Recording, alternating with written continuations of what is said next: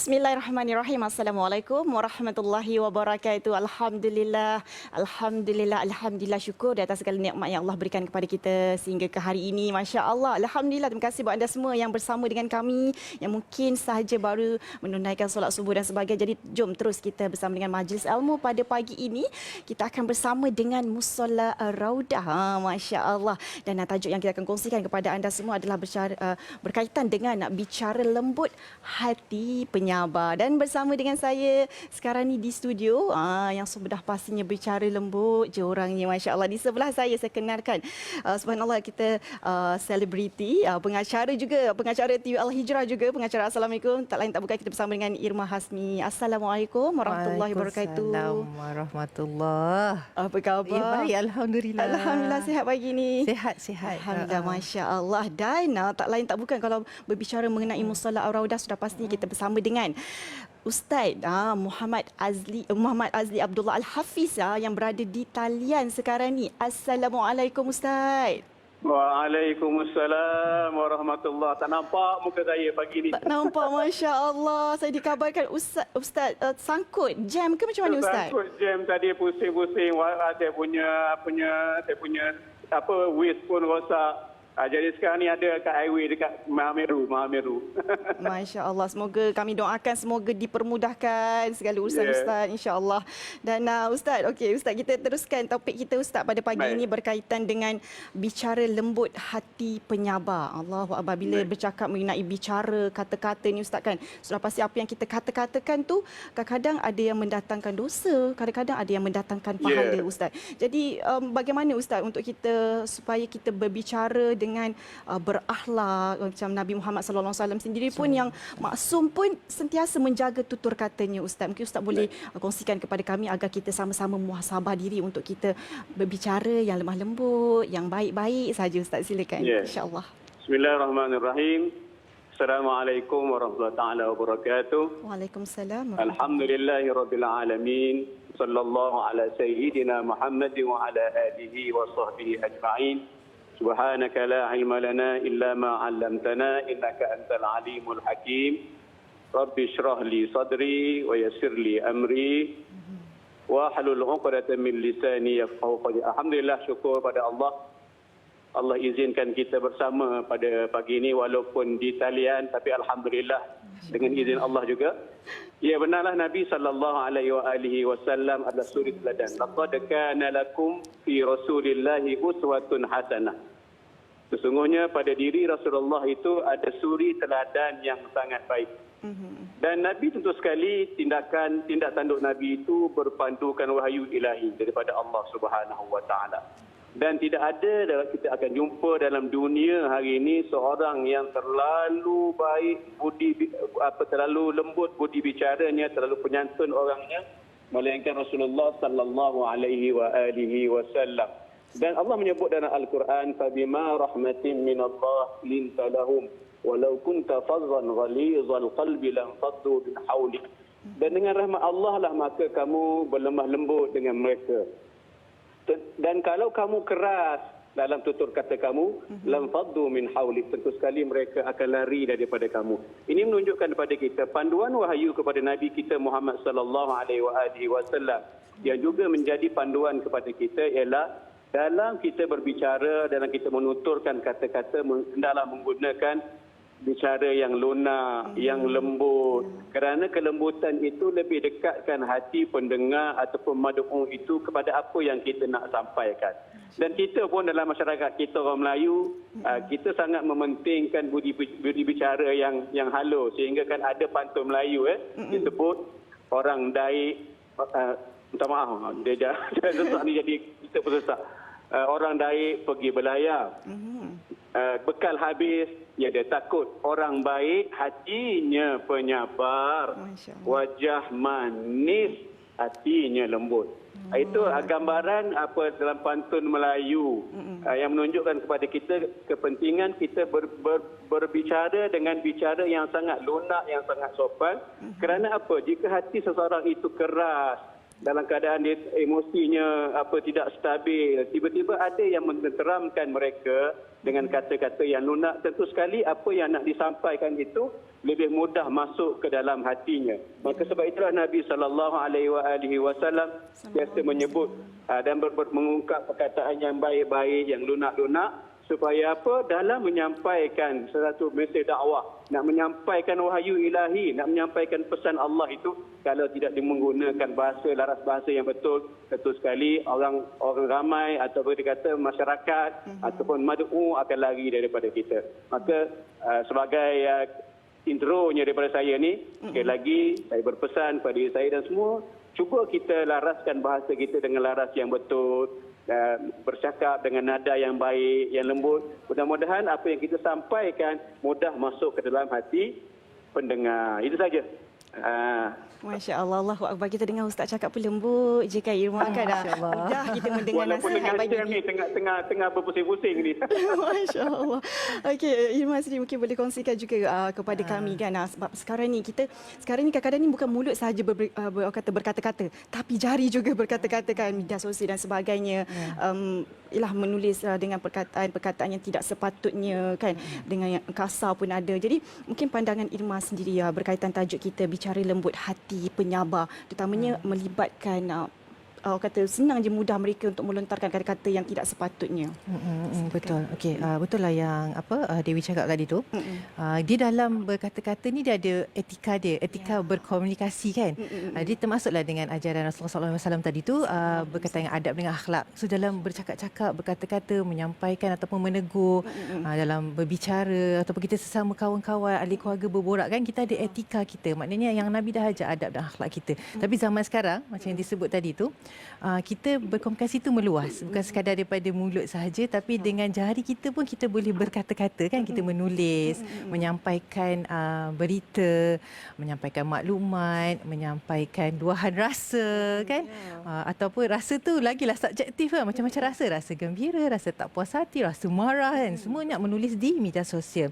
Dan kita tahu benda tu dah lama dah berlaku dekat media sosial kita lah kan, terutamanya di mana-mana platform lah. Kalau kita tengok setiap hari ada perkara itu, dan kalau ada isu-isu yang berlaku secara yang menular dia, lagilah banyak orang berkata-kata, orang mudah sangat nak komen. Jadi kalau kita tak berhati-hati kat situ, pandangan yang kita berikan boleh menimbulkan masalah. Sebab kadang-kadang kita nampak kalau berkata buruk, confirm lah nampak masalah.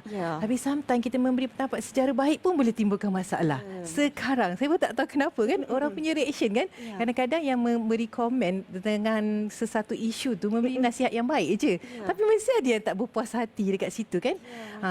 Saya tak tahulah kenapa keadaan macam itu menjadi satu perkara yang normal kat sini kan. Dan orang orang sangat sensitif menerima kritikan, tak berfikiran terbuka, kemudian tak nak menerima secara baik, kan.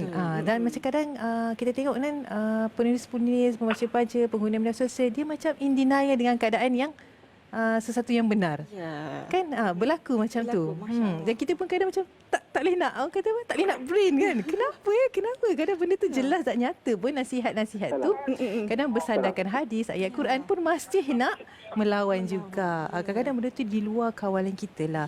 Jadi kita tak boleh nak mengawal manusia lain, kita tak boleh mengawal orang, dan kita tak boleh nak mengubah manusia lain kan. Yang boleh kita ubah adalah diri kita. Jadi macam mana pun balik pada diri kita.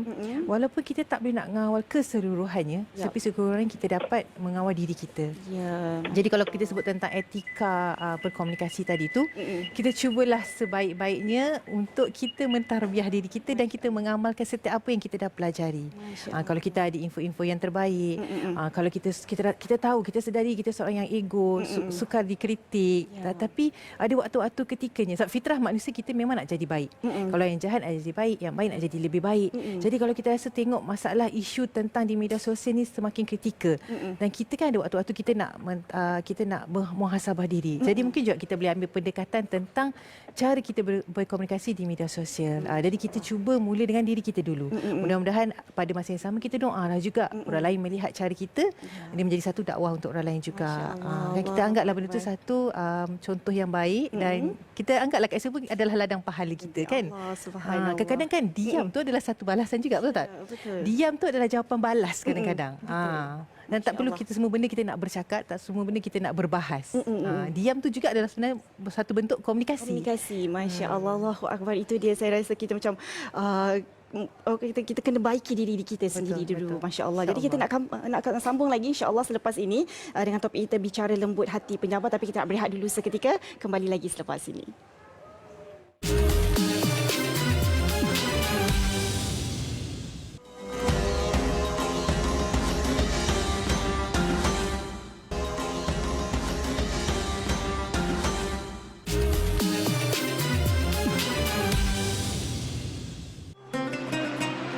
Jomlah kita pergi musolah Ar-Raudah. Boleh kita solat Zuhur kat sana. Assalamualaikum Ustaz. Waalaikumsalam. Apa khabar? Alhamdulillah sihat. Cantik sungguh masjid ni. Dah terbina ya. Alhamdulillah semua sumbangan orang ramai. Kalau dikira-kira kan nampak macam siap. Tapi sebenarnya masih perlu lebih kurang 200,000 lagi berbaki mana yang ada ni. Kita ada kuliah duha setiap Sabtu. Kita ada kuliah maghrib setiap malam. Satu yang menarik, kita ada bilik musafir. Siapa membina kerana Allah akan sebuah masjid. Mana lillahi ta'ala dibina masjid. Walaupun kecil itu sekecil sarang burung, Allah dah bina untuknya mahligai dalam syurga. Ayah. Boleh tak Mak nak pergi kelas ngaji kat sini? Mestilah boleh, Mak. Ini kan musolah Ar-Raudah. Kalau macam tu, Mak pergi dulu ya.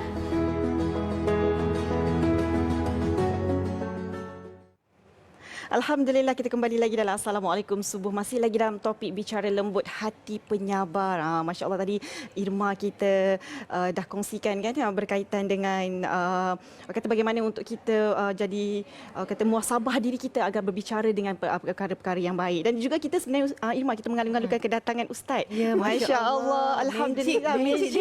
Magic sampai kat sini. Masya Allah. Tadi mungkin Ustaz ada laluan kita tutup larian hari ini Ustaz kan. Jadi mungkin Ustaz boleh kongsikan sedikit Ustaz mungkin berkaitan dengan topik kita Ustaz kan, bicara lembut hati penyabar, yang macam mana Hirma katakan tadi, kita kena memperbaiki diri kita sebenarnya untuk lebih kata kita contoh yang terbaik juga sebenarnya Ustaz. Baik, terima kasih Dewi. Benarlah walaupun ada yang mengatakan mengungkapkan bahawa manusia ini payah berubah. Ya. Berapa persen je kita berubah kan. Tapi macam mana pun kita kena usaha untuk menjadi lebih baik. Kerana Nabi SAW bagaimana boleh mengubah landscape masyarakat Arab jahiliah pada ketika itu. Daripada satu amalan yang kita tak boleh nak brain kata orang tu. Bunuh anak, berzina, mencuri, merompak. Segala perkara-perkara yang begitu kita tak boleh nak fikirkan macam mana boleh berlaku di satu masyarakat yang kita kata begitu dahsyat, tapi diubah. Antara faktor kejayaan Nabi SAW ialah dengan mengubah cara Nabi menyampaikan. Nabi seorang yang dikenali sejak kecil dengan laras bahasanya yang indah, yang lembut, dan Nabi menggunakan kelebihan itu dipandu oleh wahyu ilahi. Maka Nabi SAW menyampaikan dalam tempoh 23 tahun. Maka sebab itulah kalau kita melihat ada yang menulis, bagi contoh Michael H. Hart menulis dalam The 100. Nabi nombor 1 dalam senarai, manusia terbaik. Kenapa? Antaranya ialah faktornya ialah bagaimana seorang lelaki yang bernama Muhammad boleh mengubah masyarakat Arab jahiliah dan tempoh hanya 23 tahun. Ubah masyarakat Arab. Maka antaranya ialah Nabi memiliki kedua-duanya. Kita kata dunia yang yang Nabi hadapi itu Nabi kuasai, dan begitu juga Nabi menguasai kehidupan selepas daripada kehidupan di dunia. Bermaksud apa yang Nabi buat itu adalah dia punya landasan tu cantik daripada dunia terus ke akhirat. Antaranya ialah dalam menyampaikan satu dakwah, Nabi menggunakan laras bahasa yang sangat baik dan kena pada tempatnya. Likulli maqam maqal wa likulli maqam maqal. Setiap tempat ada bicaranya, setiap bicaranya ada tempat yang kita nak ungkapkan. Allahu Akbar, itu dah berbicara pada tempat yang baik, pada kata-kata yang baik. Dan mungkin Irma boleh kongsikan juga sebenarnya kalau bagi pandangan Irma sendiri, apa agaknya kepentingan untuk kita menjaga lisan, kata berakhlak baik, bertutur kata-kata yang baik mungkin apa agaknya kepentingan yang mungkin kita akan dapat sebenarnya kalau kita melakukan? Okey, insya-Allah. Yang penting kita kan sentiasa perlu menjadi seorang yang bijak menguruskan hari-harian kita. Dan untuk menguruskan media sosial ni pun kita perlu berlaku bijak. Ya. Jadi lagi satu kita tahu kan benda ni kekal tau di internet kan. Ya. Di media sosial kita selagi benda tak ditutup lah. Kalau kalau kita tak tutup akaun kita kan. Dan benda tu akan kekal dan kita tak tahu siapa yang membaca. Nak kalau kita punya akaun memang tak private kan, kita Betul. open. Sesiapa sajalah. Saya tak khususkan hanya kepada influencer ke, selebriti ke, tapi sesiapa saja. Kita tahu kat luar sana sesiapa saja boleh follow siapa-siapa kan. Jadi benda tu mudah je di internet. Kadang kita cuma type keyword saja dan keluar dah. Jadi benda tu kita kena fikir sebab apa apa yang kita tulis tu akan kekal di situ dan itu adalah menjadi saham kita di akhirat. Sama ada saham baik ataupun saham yang buruk. Itu kita kena fikir benda tu. Kat situlah yang mengalirnya pahala ataupun mengalirkan dosa untuk kita. Kan? Dan kita kadang-kadang orang terlalu fikir duniawi. Kita lupa yang kehidupan kita di akhirat nanti. Sedangkan benda tu kan berkait rapat kan. Benda tu kita akan bawa besok. Jadi kita kena walaupun benda tu kan nampak simple, benda kecil, tapi impact dia sangat besar dalam kehidupan kita. Dan kehidupan tu bukan sekadar di dunia tapi di akhirat. Jadi kita kena hati-hati dekat situ. Kita kena sangat-sangat beringat. Jangan menggunakan media sosial dengan beremosi. Tu yang jadi apa, nak luah segala macam, nak marah sesuka hati, nak komen sesuka hati, laju je. Jadi nak bertindak ni jangan terburu-buru. Sama juga kita nak komen apa-apa jangan terburu-buru. Kita kena memikirkan kata-kata kita tu memberikan impak yang negatif ataupun positif. Yang itu memang kita kena, orang kata tak boleh terburu-buru lah. Setiap apa kita lakukan, kita kena fikir. Sekarang bukan fikir 2 kali je. 3 kali, 4 kali. Kita kena fikir banyak aspek. Berkali-kali. Berkali-kali. Dan lagi satu, itu yang untuk kita directly yang menyampaikan maklumat. Directly nak komen, directly nak memberikan pandangan-pandangan kan. Bagaimana pula kita mengkongsi. Contohnya kita nak repost. Repost tu adalah kita repost benda apa? Gosip. Ataupun berita-berita yang tak sahih. Ataupun kadang-kadang bukan benda yang buruk pun. Kadang berita-berita macam contoh berita kematian ke, berita orang sakit ke. Kadang orang tu elok, sihat je. Kita dah menyebarkan berita tidak benar tentang keadaan Belum apa-apa lagi ya. Belum apa-apa dah berlaku dah benda macam tu. Jadi apa-apa kita kena semak dulu. Maklumat yang kita nak kongsikan tu betul ataupun tidak. Saya benda yang isu selalu berlaku tu lah macam ayat Quran ke, hadis ke kan. Kadang-kadang benda tu kan hanya kata-kata ulama tapi kod kat situ salah. Tulis hadis kan. Kita pun main kongsi je. Kalau kita nampak benda tu baik, tu kan keliru juga kan. Betul tak? Kita nampak baik je kita share. Tengok salah. Bukannya kod biasa je rupanya. Tapi kat situ mention hadis. Jadi kena hati-hati. Ataupun kadang-kadang kita tengok kan nama-nama ulama yang dikongsikan. Kadang-kadang kata tu bukan kata-kata ulama pun. Tapi dia tulis je in bracket, kemudian background gambar seseorang. Lepas tu claim kata orang tu yang cakap sebab belakang tu background gambar dia. Jadi kita kena jadi bijak tadi. Kita kena berhati-hati sebab kita tak tahu benda yang berada di media sosial ni terlalu mess sangat. Dan so kitalah yang kena jadi seorang pengguna yang bijak. Janganlah kongsi benda-benda yang tidak benar, tidak sahih ataupun maklumat yang tidak tepat. Jadi itu adalah satu daripada etika yang saya sebut tadi itulah. Kan etika berkomunikasi dan menggunakan media sosial tadi insya-Allah. Dan paling penting kita kena bijak tadi macam kita sebut balik tentang diam tadi tu. Saya nak bagi tahu sebenarnya diam tu adalah ataupun kita mengelak daripada berlawan dengan orang yang kurang bijak, itu ada satu kemuliaan untuk kita. Jadi kita menahan diri kita daripada marah, geram kan. Itu ada satu kemuliaan yang mana Allah naikkan darjat kita. Jadi kena fikirlah macam tu, jangan rasa macam kalah kalau tak melawan. Kau kata macam geramnya nak balas je kan. Aku nak fire je balik macam tu kan. Tapi itu kan cabaran kita melawan dengan diri kita dan menguji kesabaran kita sebenarnya. Kalau kita sebut tentang sabar dengan redha, saya sabar tu dia punya ganjaran lebih besar daripada redha lagi. Jadi sabar melawan kan, melawan fire orang ni. Itu ada satu kemuliaan untuk kita sebenarnya. Jadi janganlah rasa macam benda tu ralat nak lakukan. Insya-Allah kita akan rasa hikmah dia. Masya-Allah. Insya-Allah. Allahu akbar. Ustaz cukup luar biasa ustaz kan kita untuk menjaga. Bukan mudah nak kawal emosi bila kita marah dan sebagainya, tapi nak lawan diri sendiri tu lebih sukar lagi sebenarnya. Subhanallah, Allahu akbar. Jadi ustaz mungkin ustaz boleh kongsikan sebab kita tengok dah angkat dah kan dah berapa minit ni kan. Jadi kita boleh kongsikan berkaitan sebab tak seronok kita berbicara kan berkaitan ni. Tak sangka masa dah ni. Mungkin ustaz boleh kongsikan berkaitan dengan Mushola Ar-Raudah. Masya-Allah. Saya je tak sampai lagi, rasanya Irma dah sampai dah. Alhamdulillah. Gila saya tak sampai. Dah sekali dah. Masya-Allah nanti akan datang. Progres keadaan yang terbaru. Masya-Allah. Kiranya dimanfaatkan sebaik-baiknya. Alhamdulillah. Jadi ustaz mungkin kongsikan sikit apa perkembangan terbaru, dan saya dengar banyak aktiviti-aktiviti yang dijalankan bersama dengan Mushola Baik. Ar-Raudah, Ustaz. Kita Dewi impian tu tinggi, cita-cita tu tinggi sangat nak jadikan satu one stop center Mushola Ar-Raudah ni. Macam satu hub lah kita kata. Di situlah segala-galanya berkumpul, program-program agama, kemudian aktiviti kemasyarakatan, aktiviti kanak-kanak. Maka sebab itulah yang terbaru ni saya baru sebut hari semalam nak beli 20 set alat memanah. Masya Allah. Untuk anak-anak kita kita akan buat di kawasan lapang di Mahat yang sedang kita nak bina tu. Jadi dah orang sumbang, alhamdulillah. Jadi kita nak biarlah anak-anak kita berkumpul, dan juga kita sendirilah berkumpul di Mushola Ar-Raudah, menjadikan Mushola Ar-Raudah satu destinasi untuk kalau kita nak sembang, situlah sembangnya. Sebab sembang di masjid tak sama sembang di kedai kopi. Ya. Kurang-kurangnya sambil menyembang, sambil tengok khat tulis Asmaul Husna tu terasa lain juga, nak bercakap, nak mengumpat pun rasa lain. Jadi besarlah jugalah hasrat kami itu. Dan untuk pembangunan pula, kita sebenarnya di akhir-akhir sangat nak turap, ada 40,000 lagi kita perlukan untuk turap jalan dan sebagainya. Jadi kalau ada di luar sana yang bermurah hati nak sumbang untuk Mushola Ar-Raudah yang untuk diri sendiri sebenarnya. Ya, betul. Kita masih buka peluang lebih kurang 200,000 lebih lagi. Kita perlukan kos akhir untuk siapkan semua sebelum kita berpindah ke tapak baru di Mahat Ar-Raudah. Jangan lupa rebut peluang sementara masih ada. Masih ada, Masya Allah. Itu yang QR code yang tertera di kaca Ya. TV anda sekarang ini. Bak kata Ustaz, ini kita sedekah untuk diri kita, Ustaz, kan? Untuk saham akhirat kita, subhanallah. Untuk mak ayah kita. Mak ayah kita, untuk ahli keluarga kita, adik-adik kita dan sebagainya, kan Ustaz. Jadi ambil QR ni untuk mungkin boleh share-sharekan lebih ramai, insya-Allah, yang mendapat manfaatnya, insya-Allah. Jadi kita nak ucapkan terima kasih. Terima kasih buat Ima. Sama-sama. Terima kasih Ustaz kerana bersama dengan Sama-sama. Yusudi datang ke sini, kan, kongsi berkaitan dengan tajuk kita tadi, bicara lembut hati penyabar. Mudah-mudahan kita dapat banyak ilmu hari ini untuk kita memperbaiki diri kita agar kita berbicara yang baik-baik sahaja, kan, insya-Allah. Mudah-mudahan ni okey, jadi kita nak berehat dulu seketika. InsyaAllah kita kembali lagi selepas ini dan mulakan pagi anda dengan bersedekah di nombor yang tertera di kaca TV anda sekarang ini bersama dengan Mushola Ar-Raudah.